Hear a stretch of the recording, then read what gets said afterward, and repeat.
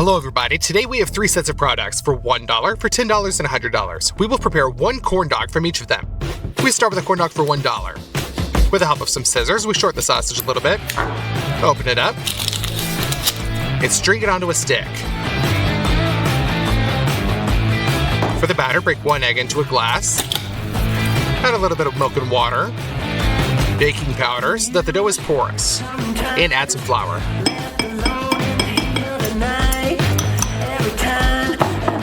Mix all this together. Oh, I almost forgot about the salt and sugar. And also pour in a little bit of oil. And we will cook all of this in such a corn griller. Roughly speaking, this is a waffle iron, but with panels for sausages. Pour the dough into one of the sections. Throw in your sausage. And top it off. And close. After 5 minutes, we get a corn dog for just $1. Let's try it.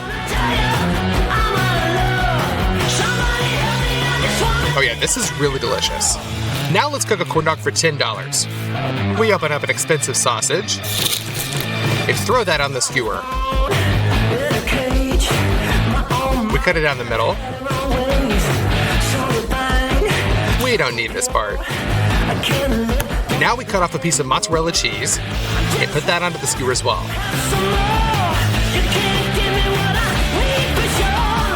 We'll also spruce it up with some bacon. Wrap the sausage.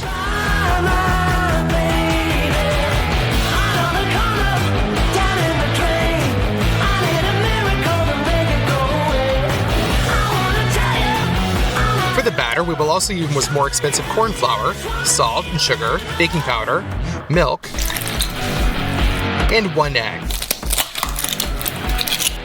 Mix the batter until it's smooth.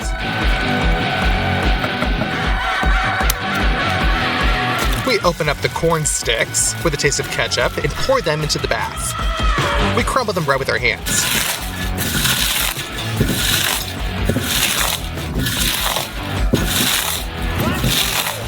Now you just need to add a lot of paprika and mix.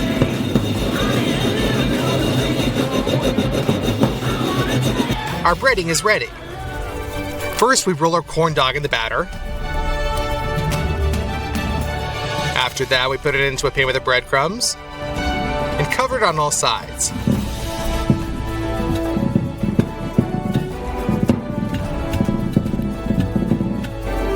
We open up a bottle of oil and pour a whole liter into the saucepan.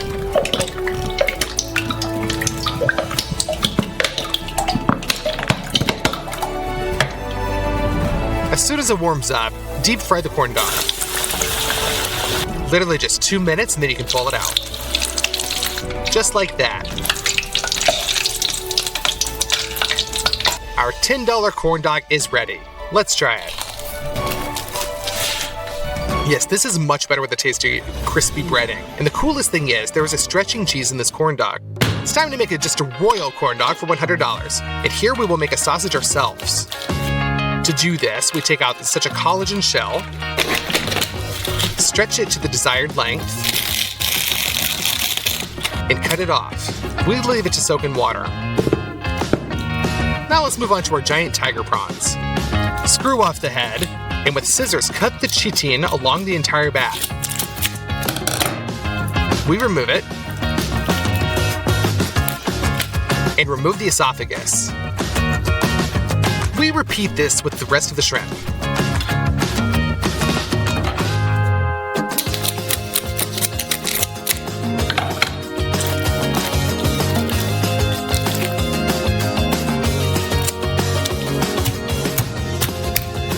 The next step is the slicing. We leave the pieces of shrimp pretty big so that they can be then felt inside the sausage.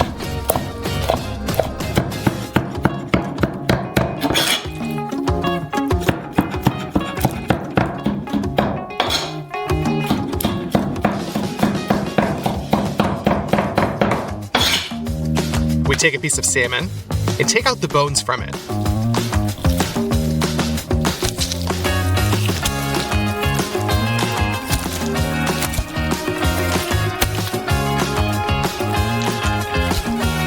turn it over onto the other side and just remove the skin with your hand.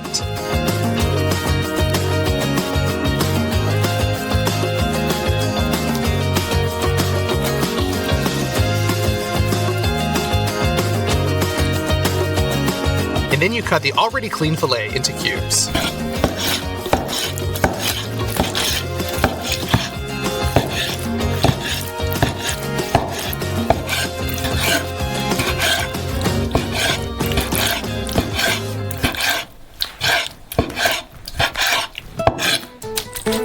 We open up some cheddar cheese and cut it first into strips,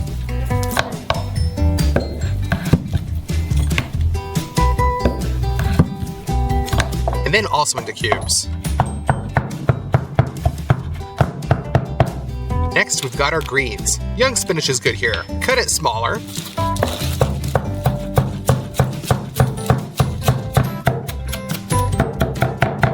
And pour all these ingredients into a bowl. Be sure to pepper, salt, and add some heavy cream for juiciness. Now you just need to mix it all up.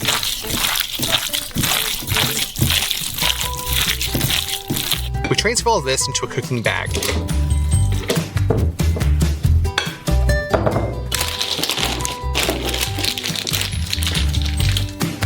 Done. The collagen shell is already soaked, but in my opinion it's really small. Therefore, we will use a natural shell. Cut off the tip of the bag, pull out the shell,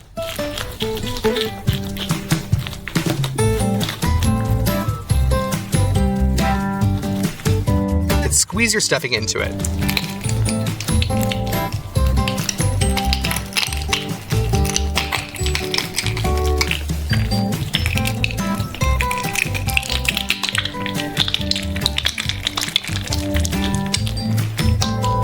We tie it with a thread on both sides.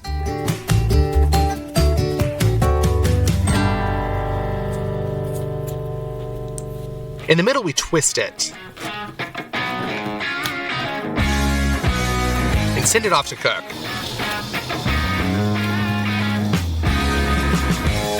We prepare some ice water in advance. And after 10 minutes of cooking, we transfer it to the water so that they instantly stop cooking from their own heat. We take them out of the water, divide them, and this is the sausage that we're left with. Now let's go to the batter. Here we use corn and wheat flour, baking powder, nut crumbles, salt, and sugar. We break 1 egg and pour in some milk. Now you just need to beat it until smooth.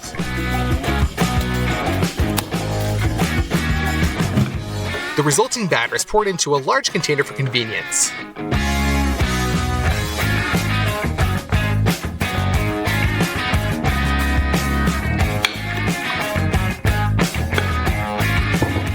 For the breading, we'll use Japanese panko breadcrumbs.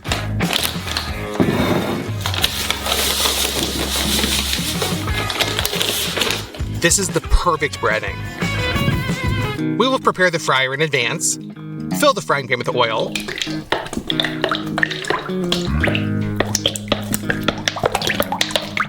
And heat it up. We string the sausage onto a skewer. We open up some cheddar cheese in slices.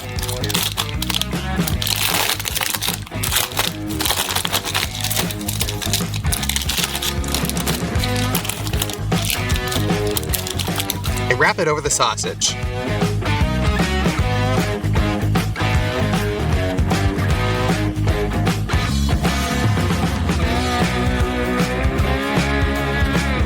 All of this is dipped into the batter.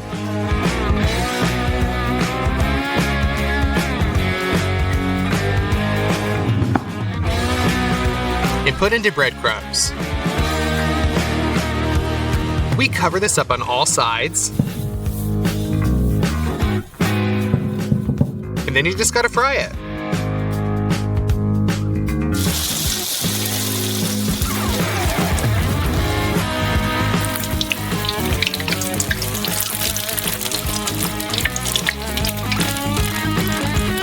take it out of the deep fryer.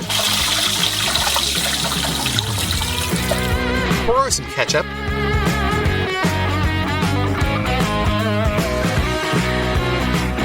And mustard. That's it, our Royal Premium Corn Dog for $100 is finally ready. Let's try it.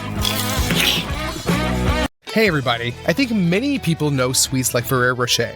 We decided to make one such candy, but of gigantic size. Let's see what's inside at first. It has chocolate with nuts on the outside, then a crispy layer, chocolate paste and hazelnuts. Everything's clear. To begin with, we will buy the groceries we need. We bought milk chocolate,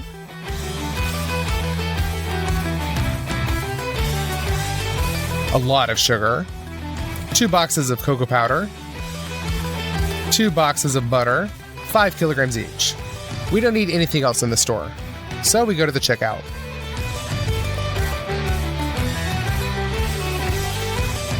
Our check came out to $190.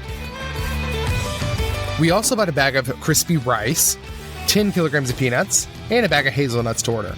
All this cost around $136. We decided to use such large iron cauldrons as molds. For convenience, we bended the fasteners and removed the handles.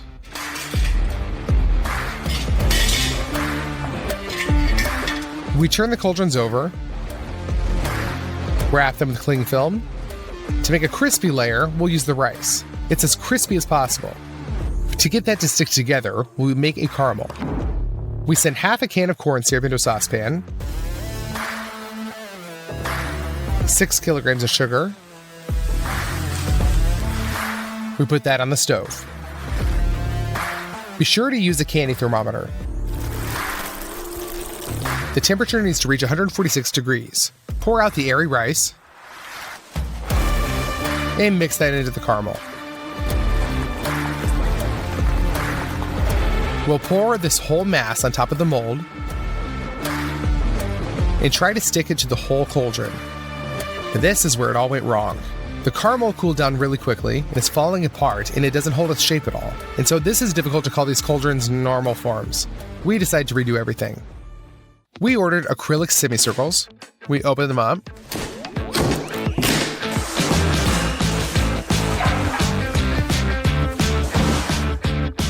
And take them out.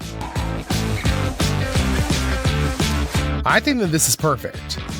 So to keep everything from sticking to the molds, we spray with oil from a can onto the inner walls of the circle. This time, to get the rice to stick, we'll use marshmallows. We put 2 packs in a bowl and put that into the microwave. They melted down pretty well. It turns out the consistency of an elastic cream. We put the air rice in the same bowl. Combine all this with a spatula. We're left with a viscous mass, and I think we'll be fine with it. Spray some oil onto your gloves so that the marshmallow doesn't stick. And send this mass into the bowl. Now distribute it all around the form. And we continue to do this until we cover the inner walls completely. Done. The next stage is the chocolate paste inside. We take 2 boxes of butter, take them out,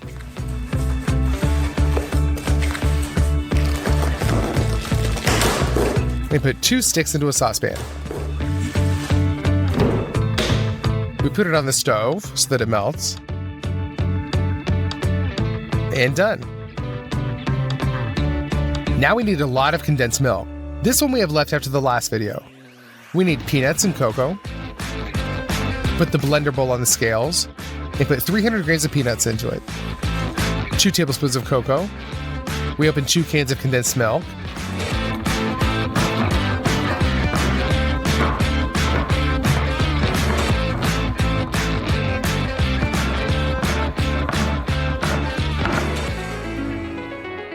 And pour those in as well.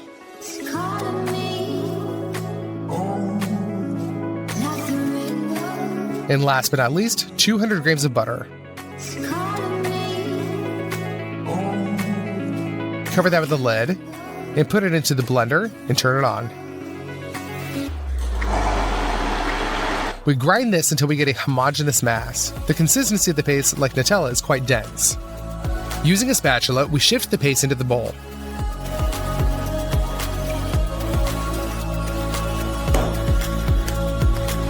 We keep repeating this from time to time.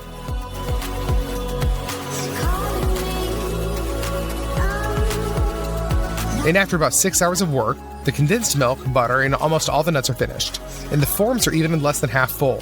I had to buy all the groceries again. We continue making the chocolate paste. Now, once the forms are completely filled, it took 8 hours. And finally, this stage is finished. The next layer is the whole nut. We need to make 2 huge halves of hazelnuts. We'll use a lot of this nut. Now, the hazelnuts are raw and don't really smell. To fix this, pour it into 2 baking sheets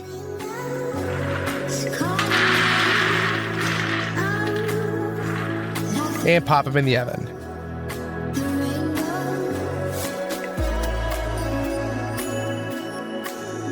Let them warm up for 20 minutes to release their fragrance. To hold the nuts together, we'll cook another caramel.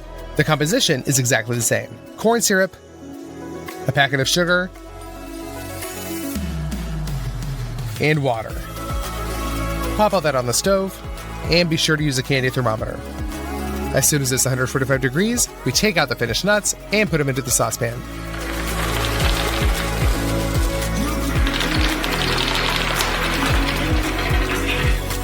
Mix them well with the caramel.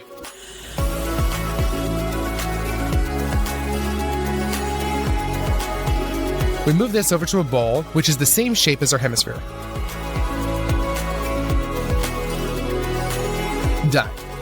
As soon as the caramel is hardened, we remove the bowl and tear off the parchment paper. We're left with a perfect half of a huge nut, or rather 2. Just put them in the middle of the mold into the chocolate paste.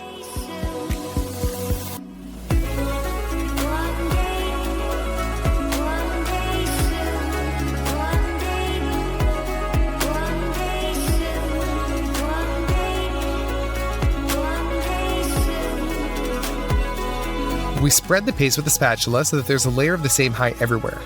Now this candy is very soft, and if you take it out of the mold, it'll just fall apart. So we send these semicircles into the freezer.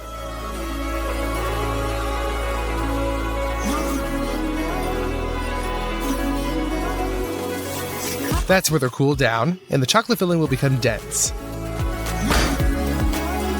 2 days later, and the candy is completely cooled. Before you get to it, you need to prepare a lot of things. First, make the packaging. We bought this kind of packaging gold paper. To repeat the design, we crush it with our hands.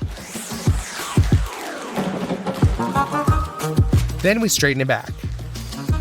We unwind the double-sided tape and glue on another sheet.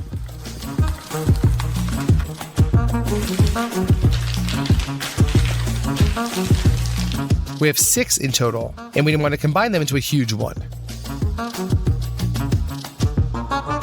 Done. This second stage. For our future outer layer, you need to add nuts. Everything is simple. Put them into a blender and crush until you get like an average fraction. Pour that into another bowl. The third preparatory stage. We take a chocolate bar, open it, and break it.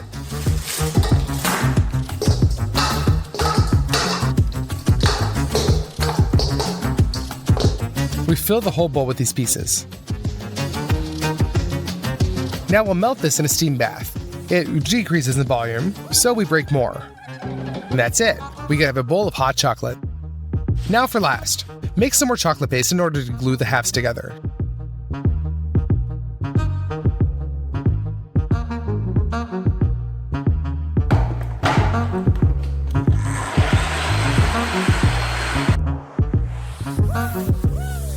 We need to wrap the table well with cling wrap. Finally, you can bring the chilled halves back for the candy. We cut off the protruding airways. Turn the form over.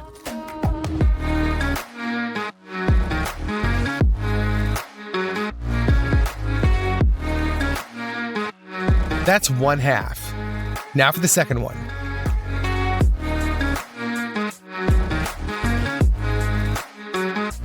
Thank God everything went well and nothing cracked. Spread all this over with a layer of chocolate. The easiest way is to pour the chocolate directly from the layer and spill it with a spatula.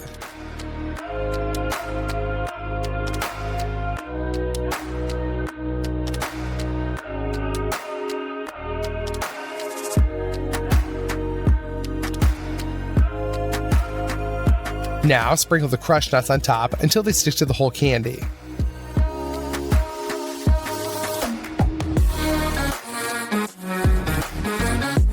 And we put another layer of chocolate on top of that. We mix it with the nuts directly with a spatula so that it looks just like the original. Done. It turned out perfectly. And we repeat all this for the second half. As soon as the chocolate is frozen, we cut the food film off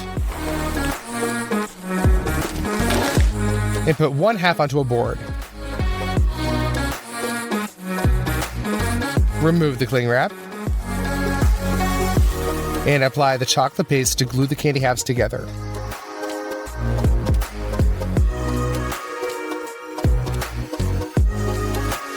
We put the second one on top.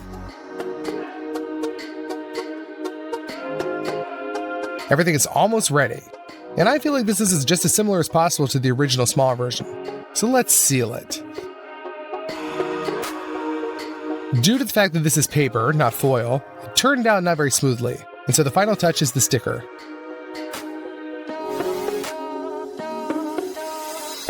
Finally, after 4 days of hard work, our giant Ferrero Rocher candy weighing 100 kilograms is ready. I feel like it turned out really well. I calculated its cost. Taking into account of all the additional purchases, it turned out to be $940. Let's cut off a piece.